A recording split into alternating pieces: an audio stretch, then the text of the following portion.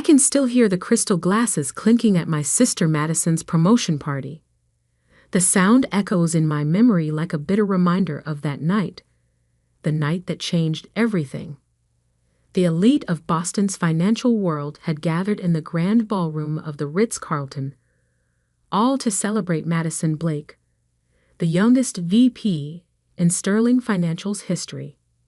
I stood in the corner, wearing a dress I'd designed myself, watching my parents beam with pride as Madison commanded the room. At 32, she was their crowning achievement.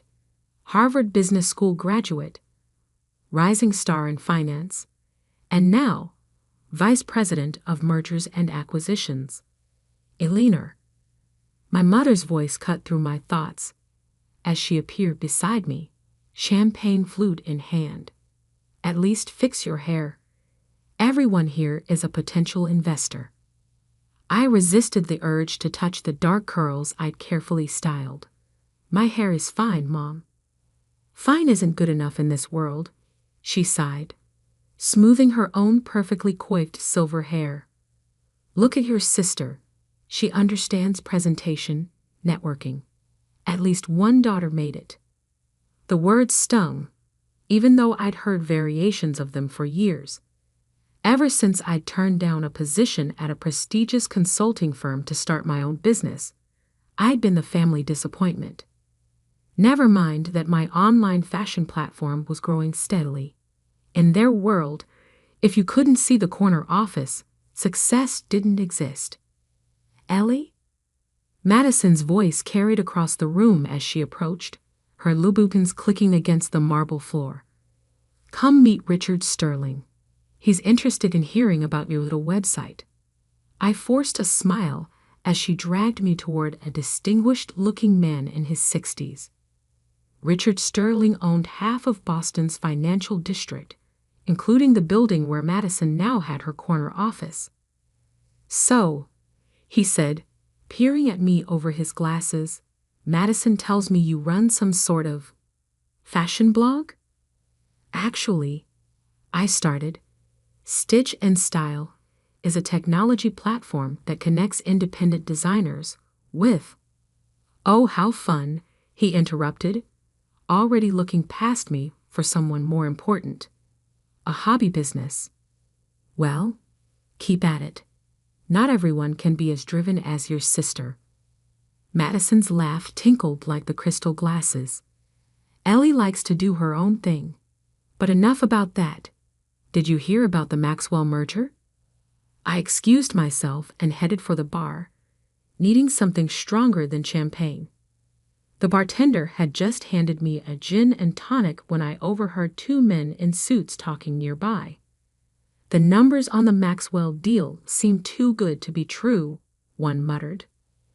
Everything about Sterling's golden girl seems too good to be true, the other replied. But who's going to question success? I filed the conversation away, along with the dozens of other whispers I'd been collecting over the past year. Something about Madison's meteoric rise didn't add up, but nobody wanted to look too closely at a winning streak. My phone buzzed. A notification from my company's analytics dashboard. Another spike in user engagement. While Madison worked in her glass tower moving imaginary millions around, I was building something real. Not that my family would ever understand that. Still checking your Instagram likes. Madison appeared beside me, her smile sharp. You should really think about getting a real job, Ellie. I could put in a word at Sterling. I have a real job, I replied evenly. In fact, we just closed our series of funding round. Her perfectly shaped eyebrows rose slightly. Oh, someone actually invested in your little project. Several someones. We raised $12 million. For a moment, her mask slipped. Something dark flashed across her face before the smile returned. How sweet. Well, don't let it go to your head. The tech bubble always bursts eventually. She sauntered away to rejoin her admirers, but not before I caught a glimpse of something else in her expression. Fear. It was gone so quickly, I might have imagined it, but it made me think of all those whispers, all those numbers that seemed too good to be true. Later that night, in my downtown loft that doubled as Stitch and Styles' office, I opened my laptop and began digging. Madison had always been driven, but lately, her success had taken on a frantic edge. The Maxwell merger she'd orchestrated had made headlines for its unprecedented returns. Every deal she touched turned to gold, almost as if. A knock at my door interrupted my thoughts. When I opened it, I found an envelope on the floor. No sender, no markings. Inside was a USB drive and a note. Your sister isn't as golden as she seems. If you want the truth, look at the attached files. I stared at the drive for a long time before plugging it in. Years of working in tech had taught me about security risks, but something told me this was important. As files filled my screen, spreadsheets, emails, bank statements, my hands began to shake.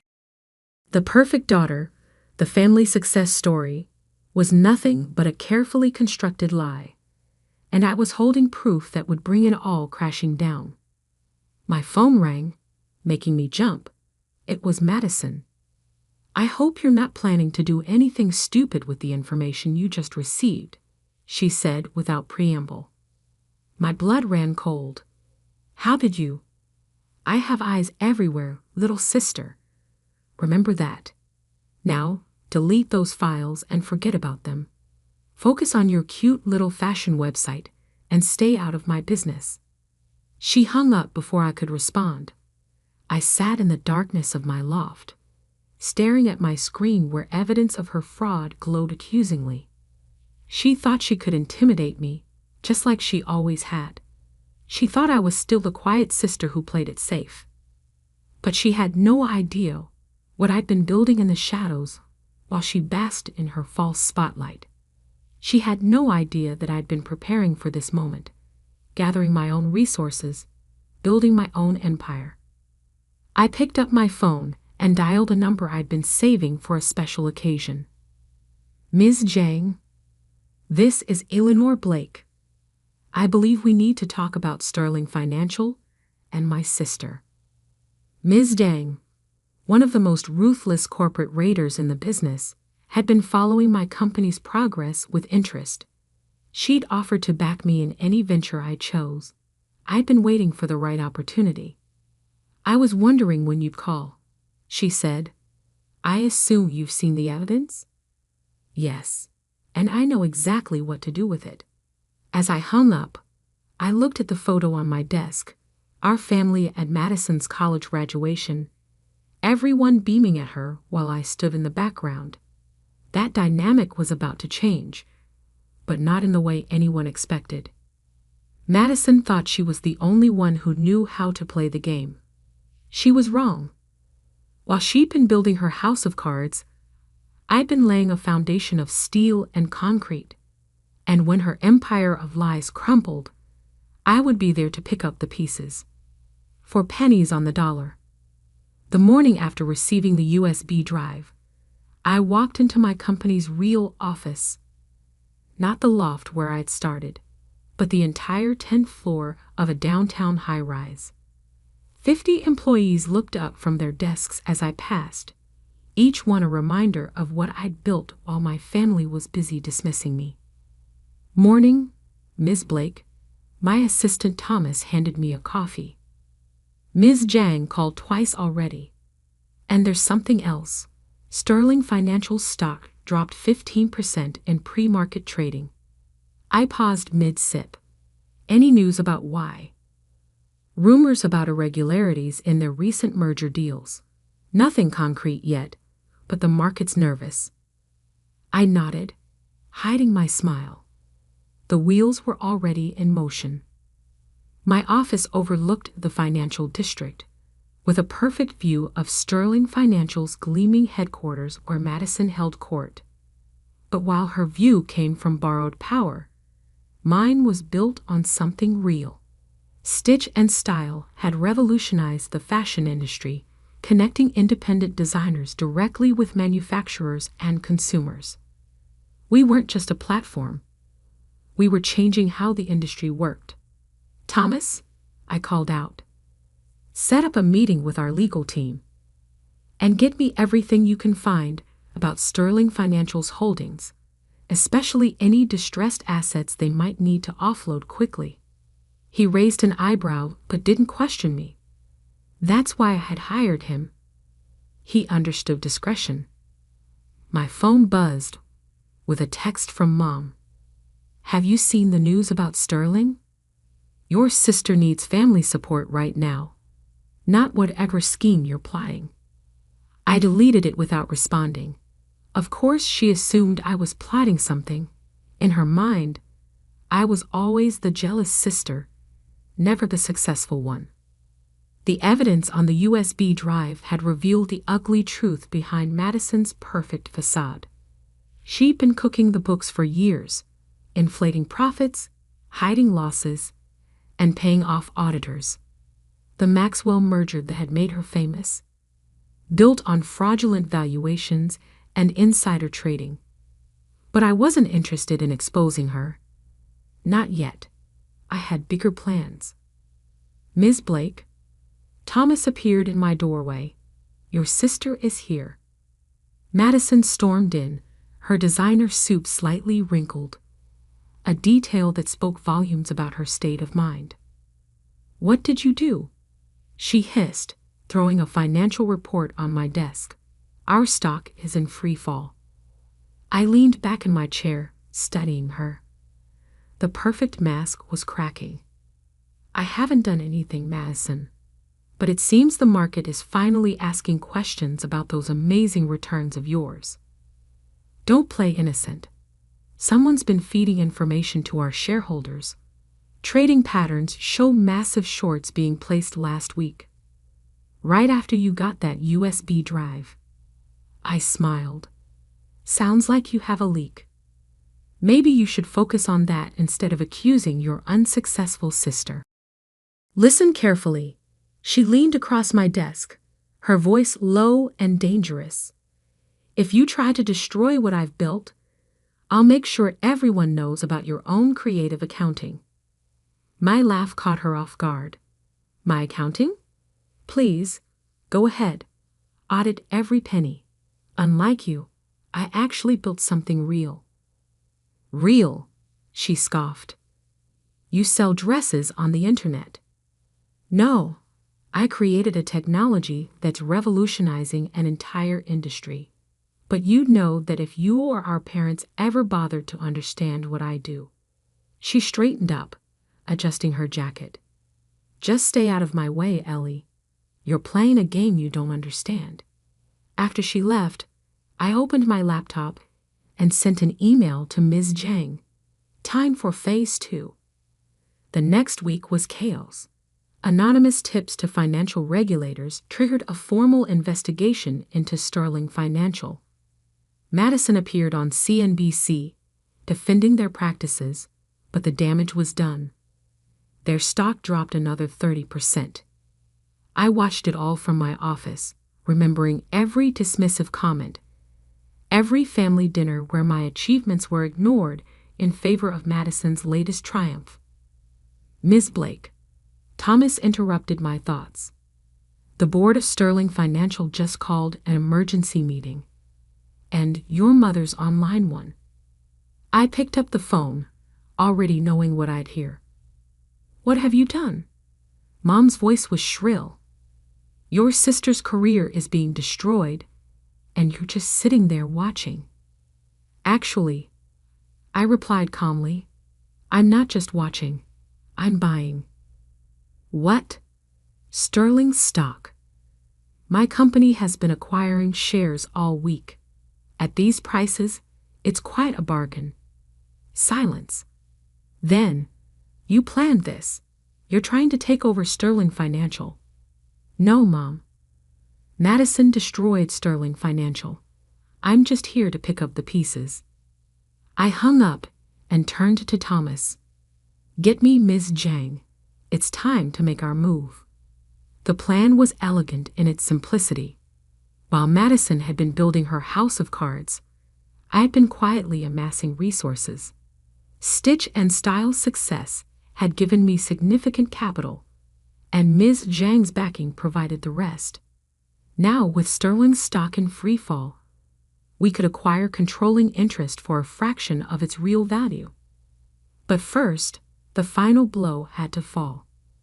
I opened the USB drive and began forwarding its contents to federal regulators. Within hours, the story broke across all major news networks. Sterling Financial BPACUSED of massive FRAD. Madison BLAK. The fall of A Financial Protoagui. SECLAUNCESCRMANDL NVESTIG into Sterling DELINGs. My phone exploded with messages from family members. I ignored them all except one. From my father. "You're no longer my daughter." I stared at those words for a long time before replying. "I never was. Madison was your only daughter. I was just the disappointment who built an empire while you weren't watching." That night, as Sterling Financial's board met to deal with the crisis, I sat in my office with Ms. Zhang, watching the city lights flicker below. "They'll have to sell," she said, swirling her whiskey. "The question is, who will they sell to?" I smiled. "They'll sell to Phoenix Acquisitions." "Your shell company," she nodded approvingly. "They won't know it's you until it's too late." "Exactly. Madison might understand fraud, but she never understood real business. She never understood me. Tomorrow, I would begin the process of acquiring the company where my sister had built her fraudulent empire. The company that had made her the family's golden child while I was dismissed as a failure. But tonight, I allowed myself a moment to savor the irony. The little fashion website they'd mocked had given me the power to buy their precious Sterling Financial for pennies on the dollar. And this was just the beginning. The morning of the Sterling Financial Board meeting dawned bright and cold. I dressed carefully in a suit I designed myself. Midnight blue, impeccably tailored. Today, I would step out of the shadows and into my full power. The lobby of Sterling Financial was chaos. Reporters crowded the entrance, cameras flashing. Security guards struggled to maintain order as protesters waved signs demanding justice for defrauded investors.